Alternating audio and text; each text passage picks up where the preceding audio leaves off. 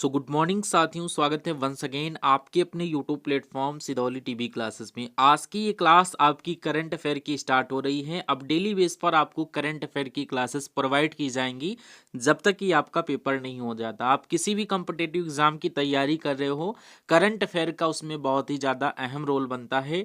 यही एक ऐसा सब्जेक्ट है जो आपकी तैयारी को सुनिश्चित करके आपको हायर स्कोर पर लेकर पहुँचाता है और यही आपके स्कोर को डाउनफॉल में लेकर पहुँच जाता है।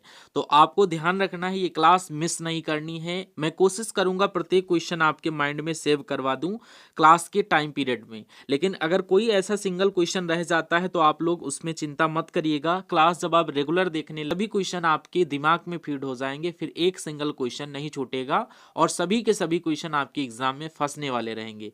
अगर आप हमारे साथ 10 दिन तक फॉलो कर गए ये क्लासेस, फिर आप लोग मॉक टेस्ट दीजिएगा, किसी भी सेट को सॉल्व करिएगा, आपको खुद अंदाजा लग जाएगा कि हाँ यहाँ से क्वेश्चन मिलते हैं या नहीं मिलते हैं। तो फॉलो करिएगा। इस सीरीज को स्टार्ट करते हैं फर्स्ट नंबर क्वेश्चन से। देखिए फर्स्ट नंबर क्वेश्चन में आप सभी से क्या पूछा जा रहा है।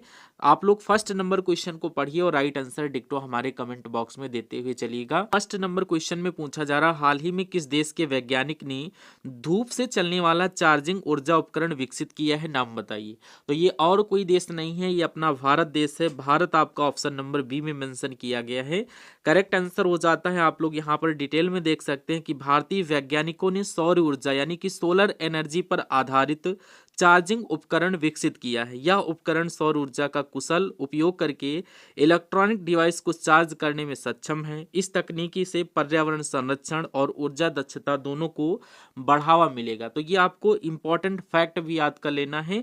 आपको बस मतलब है इतने से, लेकिन जो मैं आपको एक्सप्लेनेशन के तौर पर बताता हूँ ये आपको याद करवाने में आपकी मदद करेगा, क्योंकि करंट अफेयर बच्चों को याद नहीं होती है और ये याद तभी होगी जब आप उसको फैक्ट से रिलेट करेंगे। ठीक है, तो आपको याद कर लेना कि धूप से चलने वाला चार्जिंग ऊर्जा उपकरण किसने बनाया है, तो अपने भारत ने बनाया है, इसलिए ऑप्शन नंबर बी बिल्कुल सही आंसर बन जाता है। इंपॉर्टेंट पॉइंट यहाँ पर देख सकते हैं, भारत ने हवाई खतरों से निपटने के लिए मिशन सुदर्शन चक्र लॉन्च किया गया है। ये मोस्ट इंपॉर्टेंट फैक्ट है।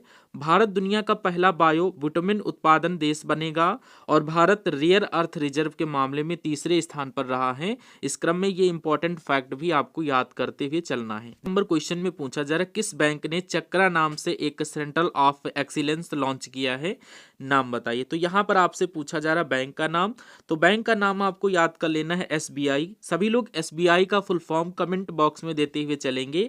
यहाँ पर एसबीआई का full form state bank of India होता है। चक्रा नाम से सेंट्रल ऑफ एक्सीलेंस लॉन्च किया है। इसका उद्देश्य है डिजिटल बैंकिंग, टेक्नोलॉजी और नवाचार को बढ़ावा देना।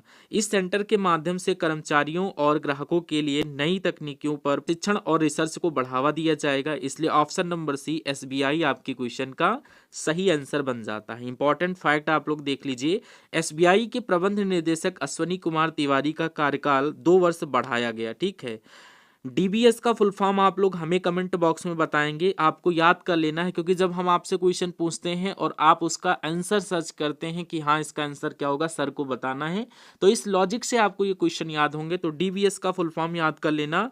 डीबीएस को द बैंकर द्वारा वर्ष 2025 का global bank of the year नामित किया गया है और बीओबी ने 2025 में भारत का सर्वश्रेष्ठ बैंक का पुरस्कार जीता है।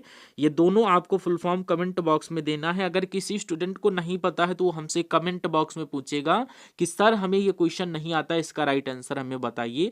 मैं वहां पर आपको डिक्टो राइट आंसर बताऊंगा, लेकिन एटलीस्ट आपको ट्राई करना है, ट्राई आपको करना है, क्योंकि वो कहावत है ना, प्रैक्टिस मेक्स मैन परफेक्ट, यानी कि प्रैक्टिस आपको करना है। जितनी ही प्रैक्टिस करोगे उतना ही आप लोग सक्सेस हो जाओगे, उतना ही परफेक्ट बन जाओगे। क्वेश्चन कह रहा है, किस देश के महान हॉकी खिलाड़ी माइकल नोवाक का 72 वर्ष की आयु में निधन हुआ है, उनका नाम बताइए। तो यहाँ पर आपको याद कर लेना किस देश के थे, वो ऑस्ट्रेलिया देश के थे। ऑप्शन नंबर सी बिल्कुल सही आंसर हो जाता है। ऑस्ट्रेलिया से रिलेटेड फैक्ट सभी आप लोग देखिए। महान हॉकी खिलाड़ी माइकल नोवाक ऑस्ट्रेलिया के थे, उनका 72 वर्ष की आयु में क्या हुआ, निधन हुआ। ऑस्ट्रेलियाई हॉकी टीम के लिए कई अंतरराष्ट्रीय मुकाबलों में हिस्सा लिया और टीम के लिए महत्वपूर्ण योगदान दिया। इसलिए ऑस्ट्रेलिया आपको याद कर लेना है कि 16 साल की कम उम्र के बच्चे यहाँ पर सोशल मीडिया का यूज नहीं कर पाएंगे। ऑस्ट्रेलिया की विक्टोरिया यूनिवर्सिटी 2026 तक गुरुग्राम में अपना पहला भारतीय कैंपस खोलेगी, ये भी फैक्ट आपको याद कर लेना है। यहाँ पर दिख रहा होगा भारत ऑस्ट्रेलिया संयुक्त सैन्य अभ्यास का चौथा संस्करण पर्थ में शुरू हुआ है। यहाँ पर आप लोग देख सकते हैं ऑस्ट्रेलिया ने शुरुआती चरण के उपयोग के लिए अल्जाइमर ड्रग लेकेनमेब को मंजूरी दी है। तो इस क्रम में ये फैक्ट भी आपको याद कर लेना है, बस एक बार सरसरी निगाहों से रट लेना है। आपको इन सभी फैक्ट पर सरसरी निगाह अपनी दोहरा लेनी है, ये क्वेश्चन आपको याद हो जाएंगे। 5 नंबर क्वेश्चन, हाल ही में किस राज्य में रुसोमा संतरा महोत्सव आयोजित किया गया है? राज्य का नाम आपको बताना है। तो यहाँ पर आपको क्या याद कर लेना है? नागालैंड। यहाँ पर आपके क्वेश्चन का correct answer option number B Nagaland के साथ जो भी स्टूडेंट होंगे करेक्ट आंसर बन जाएगा। एक बार आप लोग इस क्लास के लिए बताइए कि ये क्लास आपको कैसी लग रही है। अगर अच्छी लग रही तो इस क्लास को लाइक करिएगा और कमेंट बॉक्स में इस क्लास के लिए फीडबैक जरूर दीजिएगा कि डेली कंटिन्यू रखी जाए सुबह 6 बजे। कितने स्टूडेंट तैयार हैं जरा कमेंट बॉक्स में मेंशन करना, ठीक। आप लोग देख सकते हैं रुसोमा संतरा महोत्सव हाल ही में नागालैंड में आयोजित किया गया। यह महोत्सव संतरे के उत्पादन और व्यापार को बढ़ावा देने के लिए मनाया जाता है। स्थानीय किसानों और व्यापारियों के लिए यह एक महत्वपूर्ण उत्सव है, इसलिए ऑप्शन नंबर बी नागालैंड आपकी क्वेश्चन का सही आंसर बन जाता है। और इसी क्रम में इंपॉर्टेंट फैक्ट देख लीजिए, नागालैंड से रिलेटेड मुख्य यहाँ पर तथ्य, जो कि राजधानी पता है नागालैंड की क्या है? कोहिमा है। मुख्यमंत्री कौन है? रियो है। राज्यपाल कौन है? अजय कुमार बाहला है। ऑप्शन नंबर यहाँ पर नहीं दिए गए हैं, तो ये फैक्ट आपको याद कर लेना है। किसी डायरी पर लिख करके इन फैक्ट को आप लोग एक बार सरसरी निगाहों से दोहरा लेना। यहाँ पर देखिए भारतीय राज्यों के निक नाम यानी कि की पॉइंट आप लोग पढ़ते हैं कि इसको क्या कहते हैं। कि नागालैंड को हम लोग किस नाम से जानते हैं? त्योहारों की भूमि के नाम से जानते हैं। गुजरात साल्ट सिटी यानी कि कच्छ की भूमि आप लोग बोल सकते हो। और कश्मीर को भारत का स्विट्जरलैंड और धरती का स्वर्ग के नाम से जानते हैं। अरुणाचल प्रदेश उगते सूरज की भूमि।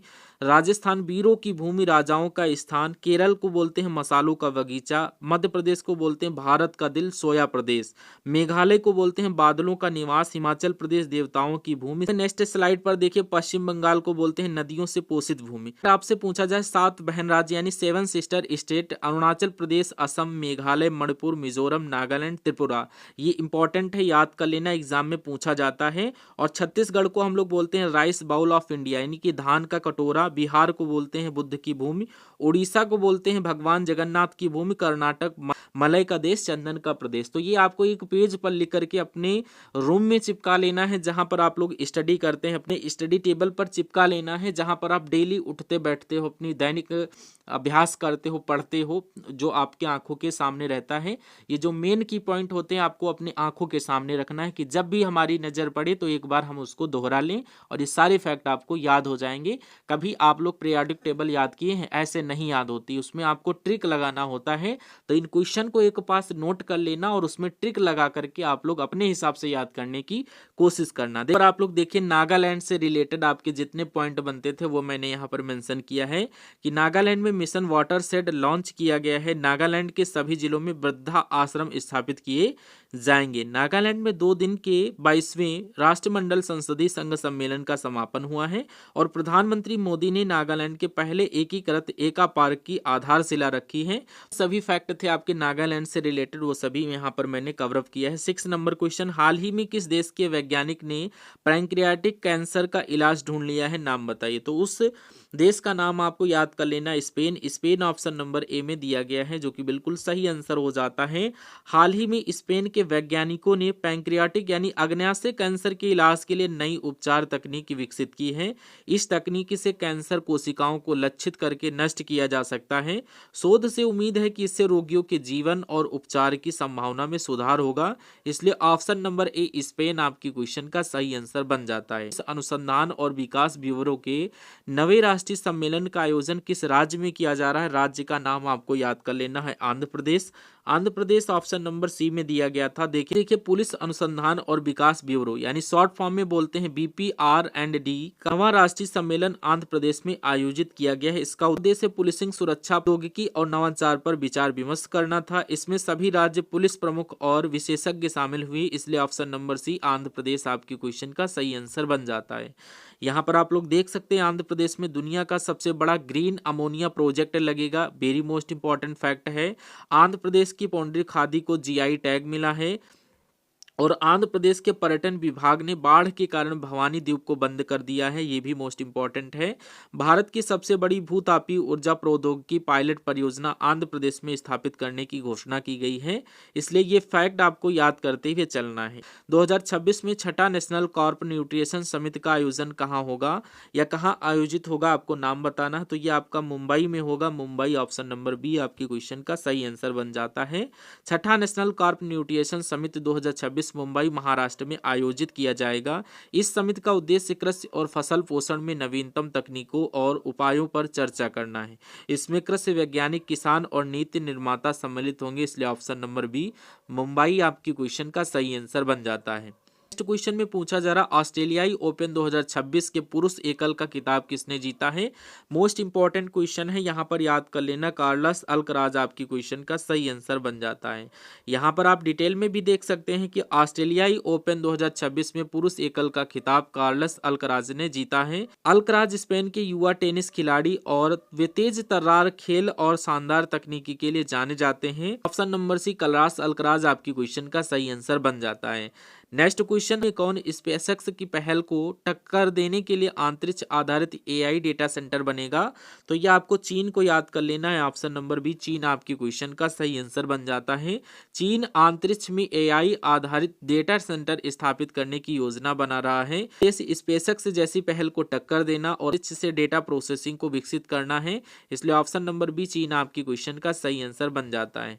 नेक्स्ट क्वेश्चन में पूछा जा रहा हाल ही में किस खाड़ी देश ने भारत के साथ ग्रीन एनर्जी कॉरिडोर के साथ $10 बिलियन के निवेश समझौते पर हस्ताक्षर किया है। तो यहाँ पर आपको ओमान याद कर लेना है, ओमान ऑप्शन नंबर सी बिल्कुल सही आंसर हो जाता है। ओमान ने भारत के साथ $10 बिलियन के निवेश समझौते पर हस्ताक्षर किए हैं। यह समझौता ग्रीन एनर्जी कॉरिडोर यानी सौर और अक्षय ऊर्जा परियोजनाओं के लिए है। इसका उद्देश्य दोनों देशों के बीच हरित ऊर्जा सहयोग और स्थायी विकास को बढ़ावा देना है, इसलिए ऑप्शन नंबर सी ओमान आपकी क्वेश्चन का सही आंसर बनता है।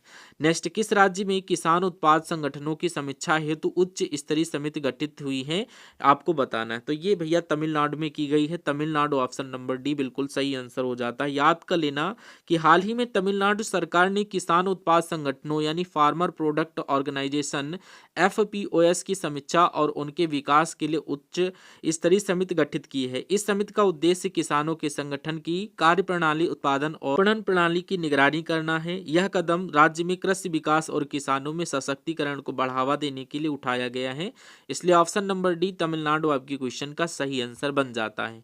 यहाँ पर आप लोग देख सकते हैं भारत के पहले संप्रभु AI पार्क की स्थापना तमिलनाडु में की जाएगी।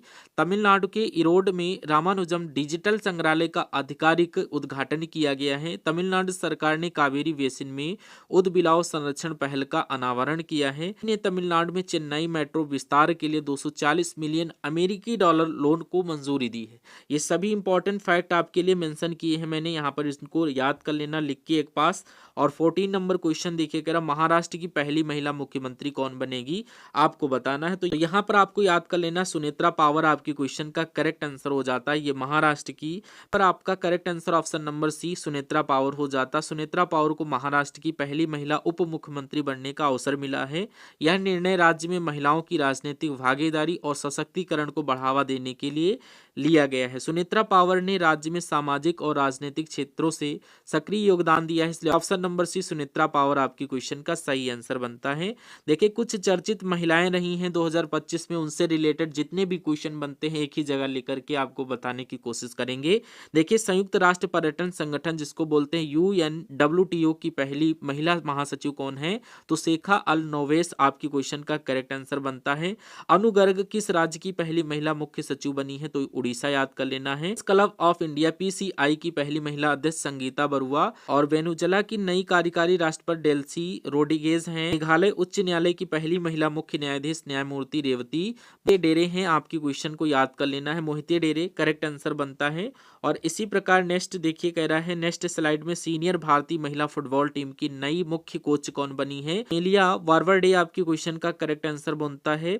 CRPF यानी मार्चिंग टुकड़ी का नेतृत्व करने वाली वाली पहली महिला अधिकारी कौन है? सिमरन वाला है। मेटा की नई अध्यक्ष और उपाध्यक्ष दीना पावल मौर्कर्मिक आपके क्वेश्चन का सही आंसर हो जाता। साउथ पोल पर पहुंचने वाली सबसे कम उम्र की भारतीय महिला कौन है? काम्या कार्तिकेयन आपके क्वेश्चन का करेक्ट आंसर है। Badminton world federation BWF athletics commission की नई अध्यक्ष PV सिंधु बनी है, बात कर लेना है। नेक्स्ट क्वेश्चन में पूछा जा रहा है नुबियो के कास्ट ऑफ लिविंग इंडेक्स 2026 में किस शहर ने शीर्ष स्थान प्राप्त किया है? नाम बताइए। उस शहर का नाम आपको याद कर लेना है। क्या है? आप लोग जानते हैं तो बहुत अच्छी बात है, नहीं जानते तो आपको जिनेवा को याद कर लेना। ऑप्शन नंबर डी बिल्कुल सही आंसर, अगर जो भी स्टूडेंट ऑप्शन नंबर डी को लॉक करेगा। देखिए न्यूबियो के अनुसार 2026 के कास्ट ऑफ लिविंग इंडेक्स में जिनेवा स्विट्जरलैंड सबसे महंगा शहर बन गया है। इसका कारण है उच्च जीवन स्तर, महंगे आवास और सेवाओं की लागत। यह सूचकांक को दुनिया के शहरों में जीवन यापन की लागत की तुलना करता है, इसलिए ऑप्शन नंबर डी जिनेवा आपकी क्वेश्चन का सही आंसर बन जाता है। नेक्स्ट कह रहा किस राज्य के 3 बौद्ध स्थलों रतनगिरी, ललितगिरी और उदयगिरी डायमंड ट्रायंगल को यूनेस्को की विश्व धरोहर स्थलों की स्थायी सूची में शामिल किया गया है? नाम बताइए। तो यहाँ पर आपको उड़ीसा याद कर लेना है, ऑप्शन नंबर सी सही आंसर बनता है। देखिए उड़ीसा के 3 बौद्ध स्थल रतनगिरी, ललितगिरी और उदयगिरी को डायमंड ट्रायंगल के नाम से जाना जाता है। हाल ही में इन्हें यूनेस्को की विश्व धरोहर स्थलों की अस्थायी सूची में शामिल किया गया है। क्षेत्र महत्वपूर्ण बौद्ध स्थापत्य और सांस्कृतिक धरोहर के लिए प्रसिद्ध है, इसलिए ऑप्शन नंबर सी उड़ीसा आपके क्वेश्चन का करेक्ट आंसर बन जाता है। क्वेश्चन में पूछा जा रहा गूगल क्लाउड ने भारत का पहला AI सक्षम विश्वविद्यालय पायलट प्रोजेक्ट कहाँ शुरू किया है? नाम बताइए।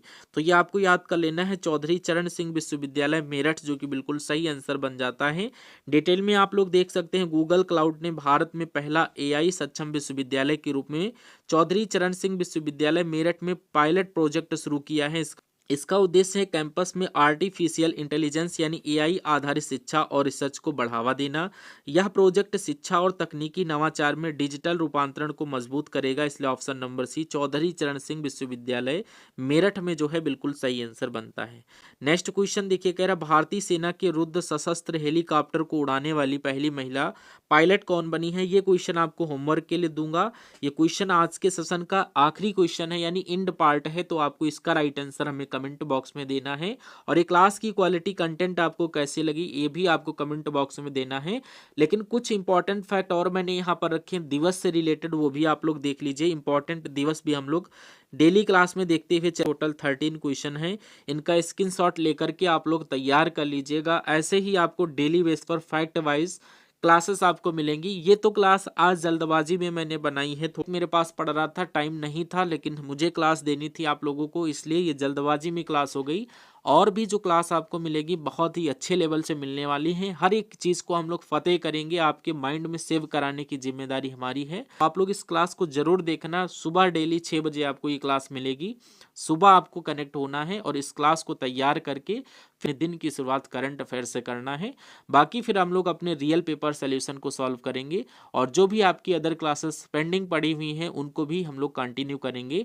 तो चलिए मिलते हैं नेक्स्ट आने वाले सेशन में, तब तक के लिए जय Hind. Thank you for watching this session.